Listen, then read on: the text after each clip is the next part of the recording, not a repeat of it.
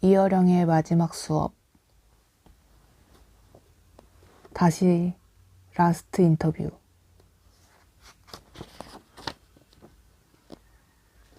이번이 내 마지막 인터뷰가 될 거예요. 라는 말이 담긴 이어령 마지막 인터뷰, 죽음을 기다리며 나는 탄생의 신비를 배웠네 기사가 나갔던 2019년 가을 이후로 세상은 달라졌다. 인터뷰 전문 기자로의 내 인생 또한 그 기사 이전과 이후로 나뉘었다. 그것은 하나의 전환점이 되었다. 당시 나는 늘 그렇듯 사무실 한켠에서 새벽까지 홀로 또각거리며 자판을 두드렸고 집에 와서 잠자리에 누웠다. 옆에 누운 두 아이의 새카만 머리통과 자그만 두 덩이의 발바닥을 더듬어 만져보며 살아있다는 것에 생명감에 몸을 떨었다.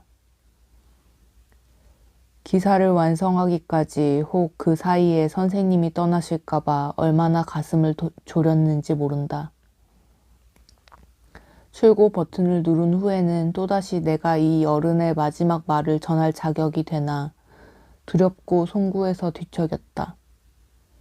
그리고 정확히 그날 아침 7시부터 내 전화통은 불이 나기 시작했다. 사람들은 내 것인 줄 알았으나 받은 모든 것이 선물이었다 라는 이어령 선생님의 메시지에 반응했다. 이어령 선생님의 말처럼 죽음이 무엇인지 알게 되면 삶이 무엇인지 알게 된다가 이 인터뷰의 핵심이다. 돌아보면 선생이 이 시대에 태어나 대중 앞에 서서 쓰고 말한 모든 것도 한 문장으로 압축된다. 메멘토 모리, 죽음을 기억하라. 죽음이라는 거대한 동굴을 들여다보고 그 벽에 삶이라는 빛의 열매를 들이우는 능력은 선생이 가진 특별한 힘이다. 죽음은 생명을 끝내지만 말을 끝내는 것은 아니다. 라는 그의 예지는 너무도 생생해서 살았거나 죽었거나 상관없이 그의 힘찬 육성이 일상 곳곳을 파릇파릇하게 파고든다. 결과적으로 그는 내게 어둡고 눅눅한 임사체험이 아닌 무섭도록 강렬한 탄생의 체험을 들려주었다. 내가 이어령 선생의 마지막 이야기를 담은 더 깊은 라스트 인터뷰를 단행본으로 진행하기로 했다고 하자 지인들은 다정하게 환호했다. 그 대화는 마치 모리와 함께한 화요일 같은 책이 되겠군요. 죽어가는 노 교수가 인생에서 가장 소중한 가치를 들려주는 마지막 수업. 흥미로워요. 우리에겐 특별한 선물이 될 거예요. 내가 직접적으로 그 이야기를 전하진 않았지만 눈치 빠른 선생은 이미 상황을 간파하고 있었다.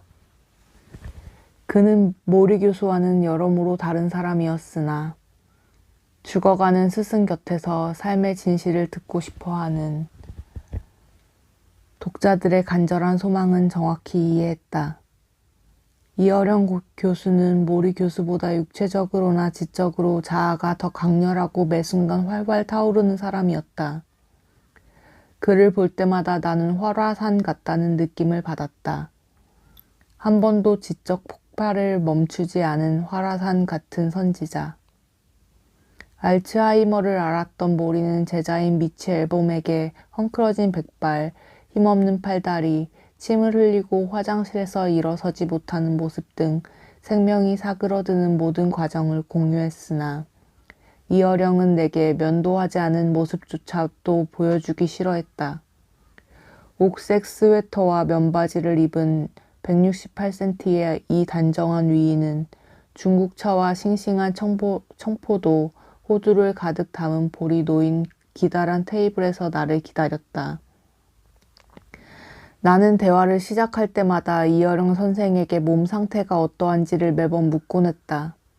때때로 선생의 몸은 불시에 안 좋아져 나는 평창동 언덕 위로 달리던 택시를 돌려 언덕 아래로 곤두박질 치듯 내려와야 했다.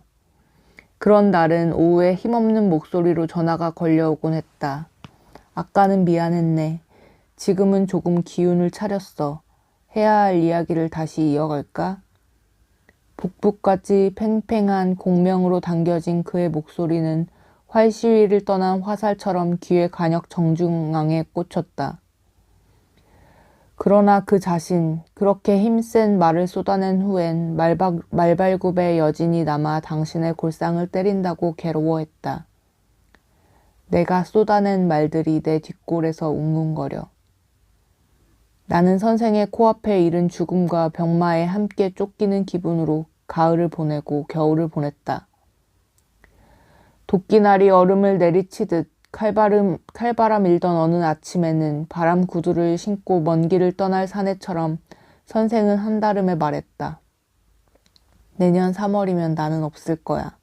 그때 이 책을 내게.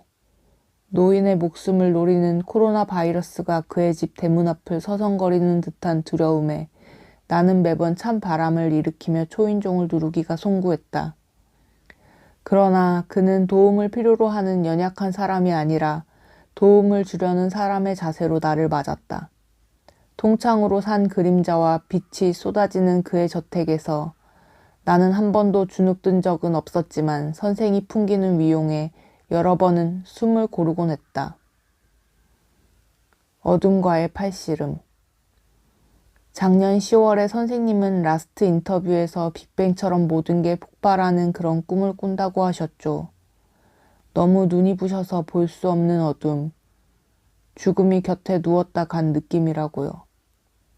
평생 죽음을 기억하라고 외치던 선생님은 드디어 곁에 가까이 와서 누운 죽음을 잘 사귀어 보기로 하셨고, 그렇게 알게 된 그 미스터리하고 섬뜩한 친구에 대해 저와 세상 사람들에게 이야기해 주기로 하셨어요. 요즘엔 어떻게 밤을 보내고 계십니까? 요즘엔 밤마다 팔씨름을 한다네. 팔씨름을요? 야밤에 깨워 누구와 팔씨름을 하십니까? 근육이 빠져 더욱 얇아진 스승의 팔뚝을 나는 의아한 눈초리로 바라보았다. 매일 밤 나는 죽음과 팔씨름을 한다네. 어둠에 손목을 쥐고서 말이야. 나는 어둠의 혈관을 소나기에 움켜쥐고 포효하는 나의 스승을 상상해 보았다. 수수께끼 같은 미소를 띤 채 그는 파일을 열어 시 한 편을 읽어주었다. 한밤에 눈뜨고 죽음과 팔뚝 씨름을 한다. 근육이 풀린 야윈 팔로 어둠에 손을 쥐고 힘을 준다. 식은땀이 밤이슬처럼 온몸에서 반짝인다. 팔목을 꺾고 넘어뜨리고 그 순간 또 하나의 어둠이 팔뚝을 걷어올리고 덤빈다. 그 많은 밤에 팔뚝을 넘어뜨려야 겨우 아침 햇살이 이마에 꽂힌다. 심호흡을 하고 야윈 팔뚝에 알통을 만들기 위해 오늘 밤도 눈을 부릅뜨고 내가 넘어뜨려야 할 어둠의 팔뚝을 지켜본다. 감정을 자제한 드라이한 목소리에 힘이 느껴졌다. 나는 이제부터 자네와 아주 중요한 이야기를 시작하려 하네. 이 모든 것은 내가 죽음과 죽기 살기로 팔씨름을 하며 깨달은 것들이야. 이해하겠나? 어둠의 팔뚝을 넘어뜨리고 받은 전리품 같은 것이지. 이 생의 마지막 수업이 될 테니 가장 귀한 것을 주고 싶다고 했다. 어둠의 심연을 직면했던 현자의 눈에 파르르 지혜의 불꽃이 일었다. 예일대 교수인 셀리 케이건이 했던 유명한 이야기로 수업의 서문을 열었다. 한 사람이 우주선을 타고 여행을 떠나기 전에 친구와 작별 인사를 했어. 우주의 시간은 달라서 돌아오면 200년이 훌쩍 지나버려. 지구 시간으로는 마지막 만남이니 그게 결국 죽음인 거라네. 그런데 웬걸, 그 우주선이 출발하다가 중간에 폭발을 해버린 거야. TV 중계로 그걸 지켜보던 친구가 깜짝 놀랐겠지. 아이고, 내 친구가 죽어버렸네. 그제야 울고불고 난리가 났어. 아이러니하지 않나? 그럼 아까 죽음은 뭐고 지금 죽음은 또 뭔가? 글쎄요. 내 눈앞에는 없어도 다른 시공간을 살아도 어딘가에 있다라는 인식이 우리를 견디게 하지 않습니까? 적어도 그 존재를 상상할 수 있으니까요.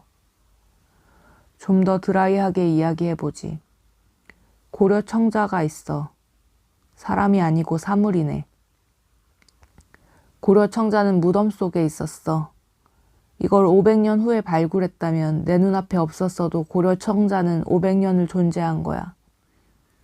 그런데 이게 깨지면 눈앞에서 소멸하니 그 순간 아이고 이걸 어째 하고 한탄을 하지. 소급해보면 무덤 속에 있을 때 이미 우리 앞에 없었던 것 아닌가.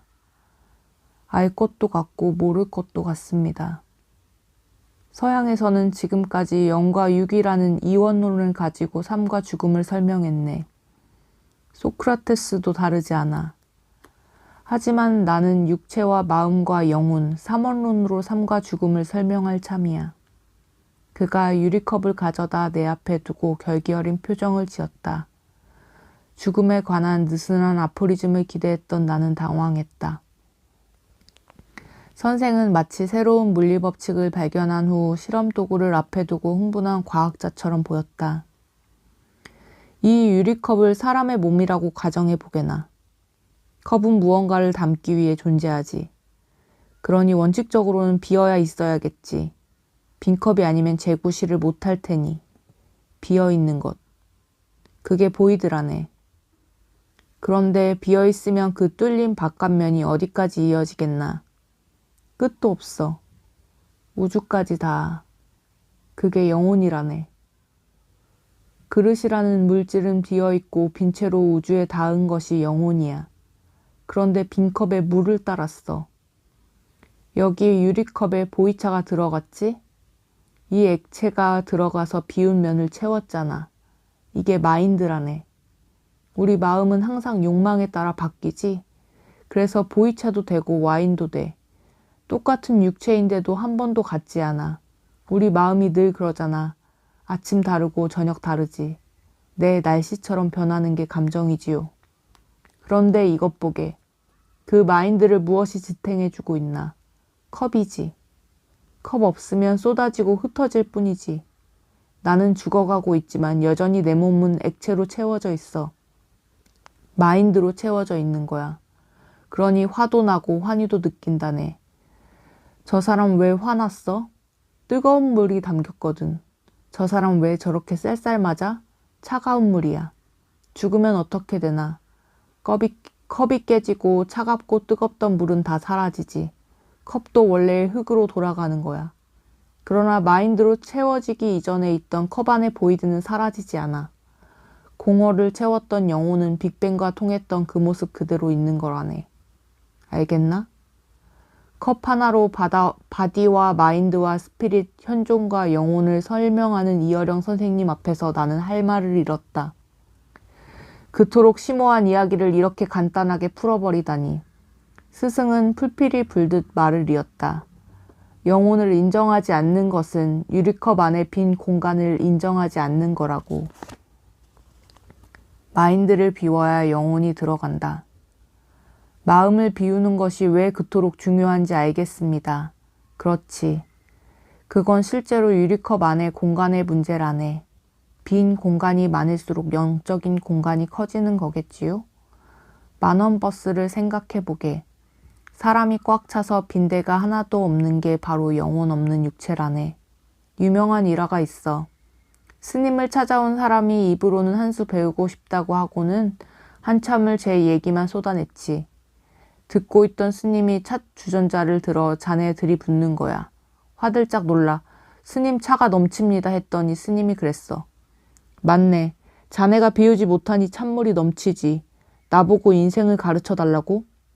비워야 가르쳐 주지. 내가 차 있어서 말이 들어가질 못해. 마음을 비워야 영혼이 들어갈 수 있다네. 마인드로만 채우고 살았는지 영혼으로 채우고 살았는지 어떻게 압니까? 깨지고 나면 알겠지. 미안한 얘기네만 대체로 정치가들의 바디에는 마인드만 꽉 차 있어. 깨지면 남는 게 없어. 빵, 돈, 이런 것들만 남겠지. 시인, 화가, 종교인, 비어있는 영혼의 세계를 이야기한 사람들은 영원히 가.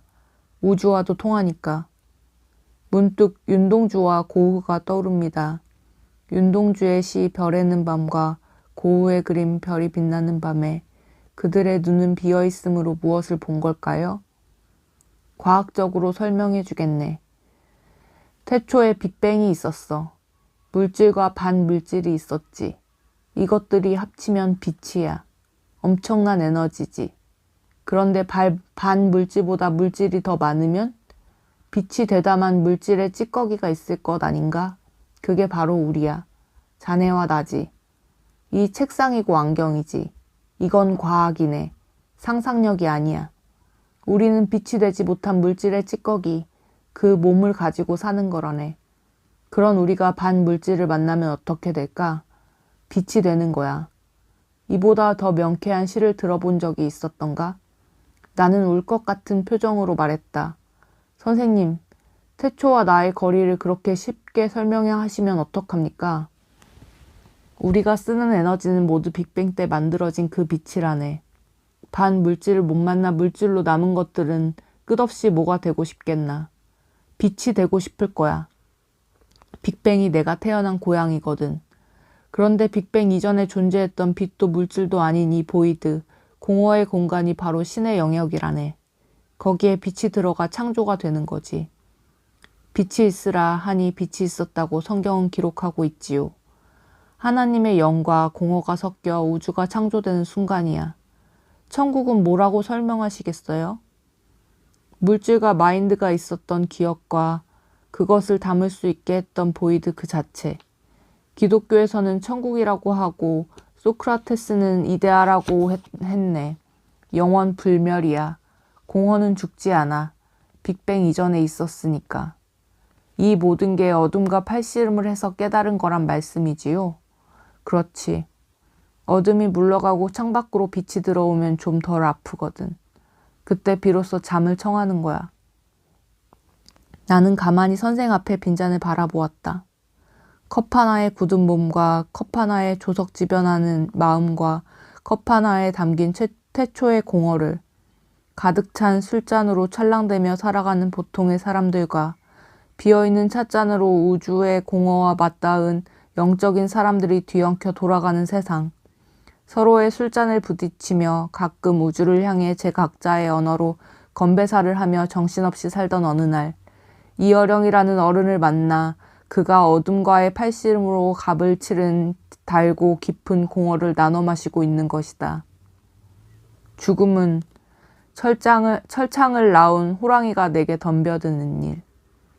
밤마다 공허를 충전한 현자는 한 차례 이야기를 쏟아낸 후 다음 라운드를 기다리는 복서처럼 의자에 기대 가만히 숨을 골랐다. 몹시 피로하나 패배하지 않겠다는 의지가 고인 눈빛이 형형했다.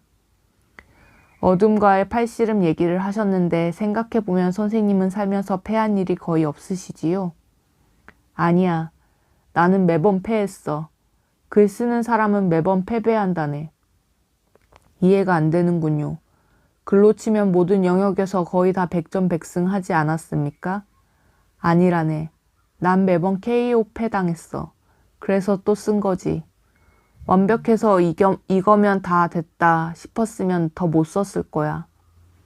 갈매기의 꿈을 쓴 리처드 바크는 갈매기 조나단의 생애를 쓰고 자기 타자기를 바닷속에 던져 넣었다잖나. 그걸로 다 썼다는 거지. 난 그러지 못했네. 내가 계속 쓰는 건 계속 실패했기 때문이야. 정말 마음에 드는 기막힌 작품을 썼다면 머리 싸매고 다시 책상 앞에 앉았을까 싶어. 글을 쓴다는 것은 앞에 쓴 글에 대한 공허와 실패를 딛고 매번 다시 시작하는 것이라고 그가 환하게 웃었다. 그 순간 나는 나의 스승이 바닷가 모래사장에 앉아 지는 해를 보며 모래집을 짓는 아이처럼 보였다. 매번 실패할 수 있기에 이 놀이가 끝나지 않을 거라고 믿는 아이. 막막한 울분이 아니라 가벼운 흥분에 휩싸인 채로. 갈매기 조나단은 먹이를 위해서 날지 않고 궁극의 비행을 위해 날았잖아요.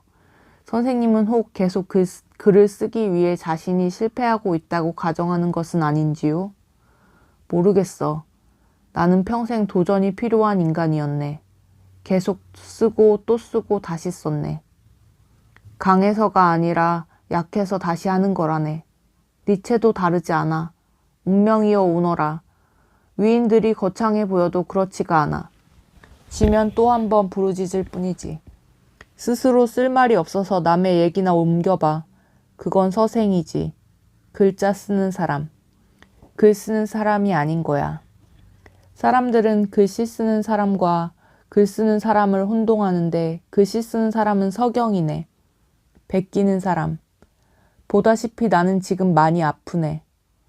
말할 수 있는 시간은 갈수록 짧아져.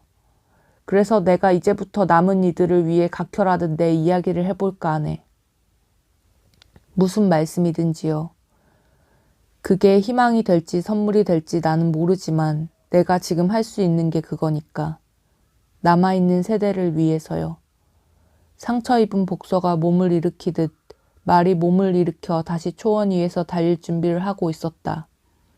나는 도덕적이고 이타적인 사람이 아니야. 오히려 에고이스트지. 에고이스트가 아니면 글을 못 써. 글 쓰는 자는 모두 자기 얘기를 하고 싶어 쓰는 거야. 자기 생각에 열을 내는 거지. 어쩌면 독재자하고 비슷해.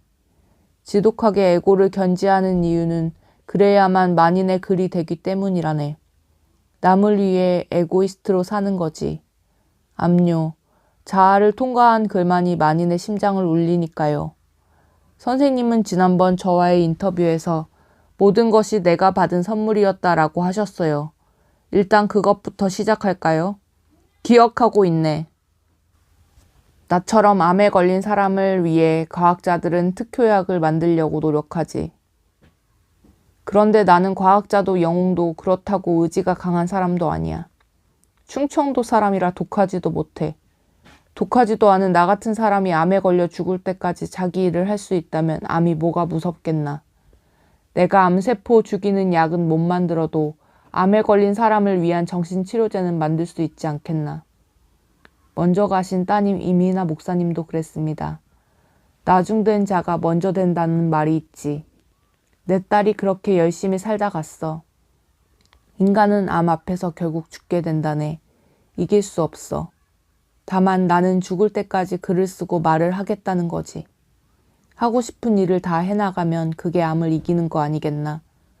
방사능 치료받고 머리털 빠지며 2, 3년 더 산다 해도 정신이 다 헤쳐지면 무슨 소용인가. 그 뒤에 더 산 건 그냥 산 거야. 죽음을 피해 산 거지. 세 사람 중 한 명은 걸려서 죽는다는 그 위력적인 암 앞에서 누군가는 저렇게도 죽을 수 있구나 하는 그 모습을 남은 시간 동안 보여주려 하네. 스승이 치열하게 죽어가는 모습을 눈 똑똑히 뜨고 보라고 그가 내 마음의 고삐를 바투지었다. 나는 이어령 선생님이 무슨 말을 하는지 알 수 있었다. 우리 모두 죽음의 스승이 필요하다는 것. 그리고 나의 스승은 바로 눈앞에 앉아 있었다. 두렵고 또한 설레어서 나는 펜을 쥔 손을 바들바들 떨었다. 첨단 기계를 좋아하는 선생과 달리 기계를 싫어하는 나는 인터뷰할 때 녹음기를 거의 사용해 본 적이 없었지만 이번만큼은 달랐다. 마음을 고쳐먹고 힘껏 녹음기 버튼을 눌렀다. 빛이 있으라 하니 빛이 있었다는 성경의 기록처럼 이 빛의 순간을 목격하는 은혜받은 기록자가 되리라. 길고도 짧은 작별 인사, 얼마나 멋진 시간이 될 것인가. 가을빛이 식탁을 비췄고 은쟁반 위에 놓인 살찐 포도송이의 연두빛이 싱그러웠다. 공포는 없으신지요? 자신은 없네. 엘리자베스 퀴블러 로스라는 사람은 최초로 죽음학을 했고 죽음에 대한 강의를 그렇게 많이 했는데도 정작 자기가 암에 걸리고는 감당을 못했어. 그것을 본 한 기자가 물었지. 당신은 임종하는 사람을 지켜보며 그렇게 많은 희망을 줬는데 왜 정작 자신의 죽음 앞에서 화를 내고 있느냐. 로스가 이렇게 답했다네. 지금까지 내가 말한 것은 타인의 죽음이었어. 동물원 철장 속에 있던 호랑이였지. 지금은 아니야. 철창을 나온 호랑이가 나한테 덤벼들어. 바깥에 있던 죽음이 내 살갗을 뚫고 오지. 전혀 다른 거야. 전두엽으로 생각하는 죽음과 척추신경으로 감각하는 죽음은 이토록 거리가 멀다네. 시한부 삶을 선고받을 때 인간은 부정, 분노, 타협, 우울, 수용의 5단계를 거친다고 가르쳤던 정신과 의사 퀴블러 로스. 그토록 오래 죽음에 훈련된 사람도 보통의 인간들처럼 부정과 분노로 출발해서 똑같은 절차를 거쳐갔다니 철창 속의 호랑이와 철창 밖의 호랑이라는 말에 심장이 오그라들었다. 죽음 앞에 인간은 얼마나 몸서리치게 작은가. 죽음 앞에서는 연습도 오만이라고 이근우 정신의학자도 그러더군요. 살아서 하는 연습조차 어릿광대 같은 노름이라고요. 테레사 수녀도 다르지 않았다네. 로스처럼 죽음을 저주하진 않았지만 마지막까지 하나님의 부르심이 없었다고 탄식했지. 성처녀였으나 고통스럽게 죽었어. 암 환자였던 신부 이야기도 있어. 암 환자인 신부가 고해소에 앉아 다른 신부에게 이야기를 시작했다네. 나 암이야. 안 됐군. 그런데 나도 암이라네. 그런데 자네는 내게 무슨 고해를 하려고 왔나? 여태껏 나는 신의 부르심이 없었어. 아무것도 들리지 않고 보이지 않았다네. 자네 정말 몰랐나? 지금 자네가 나한테 고해성사를 하고 있잖나. 그게 콜링이야. 하나님의 인도하심이지. 자, 이 대화를 듣고 어떤 생각이 드나? 고통 속의 의심, 진정 토로, 그 자체가 신의 부르심이라는 말씀인가요? 맞아. 그게 신의 응답이지. 로스도 그 신부도. 이해할 수 없습니다. 고통 없는 죽음이 콜링인 줄 알았나? 아니야. 고통의 극에서 만나는 거라네. 그래서 내가 누누이 이야기했지. 니체가 신을 제일 잘 알았다고 말했세. 신이 없다고 한 놈이 신을 보는 거라네. 신이 있다고 생각하는 사람은 정작 신을 못 봐. 니체 이야기를 더 해볼까? 니체가 어떻게 죽은 줄 아나?